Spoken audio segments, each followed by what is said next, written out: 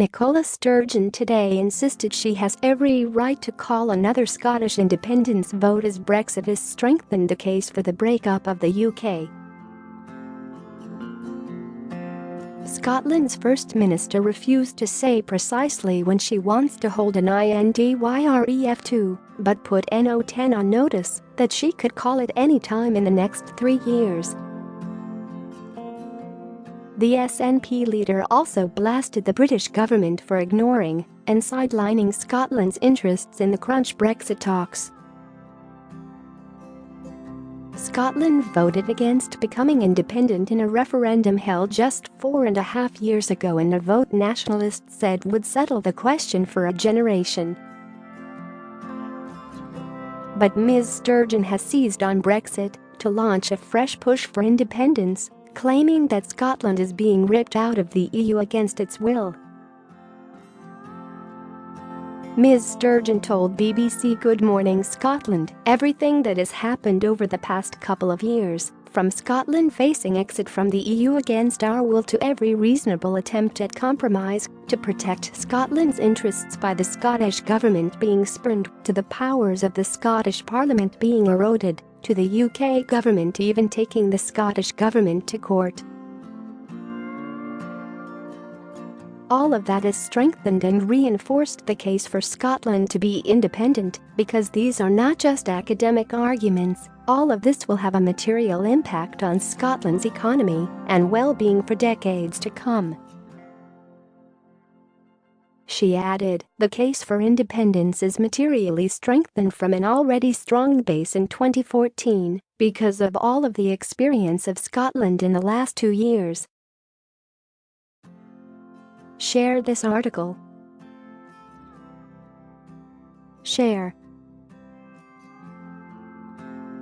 We were told in 2014 that it was voting for independence that would put in peril our membership of the European Union.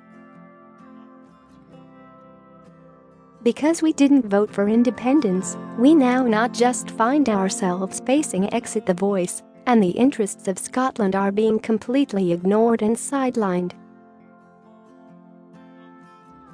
Ms Sturgeon, who is determined to see Brexit stopped, also called for another EU referendum to be held. She said there is clearly no majority to crash out of the EU without a deal, and that holding another referendum should be the alternative. She said, I hope the meaningful vote does go ahead next week, so that MPs can once and for all say that they don't support the withdrawal agreement. And then the House of Commons can coalesce behind the alternative, and in my view, that alternative now should be to have another EU referendum. I think we will need to see the withdrawal agreement voted on in order for MPs to coalesce behind an alternative. I don't take for granted that there is a majority for that, but the SNP will be part of building that majority, and if we can get Labour to finally come off the fence, then we will be closer to building that majority. But the SNP leader's comments on independence sparked a furious backlash from her critics, who said Scots do not want another vote. Scottish Labour leader Richard Leonard said, one of the experiences of Brexit has been just how difficult and painful it can be to break away from a union, even one that has been in place for just 40 years. A union that has been in place for 300 years would, in my view, cause considerable economic disruption, and there is no appetite from the people of Scotland for it.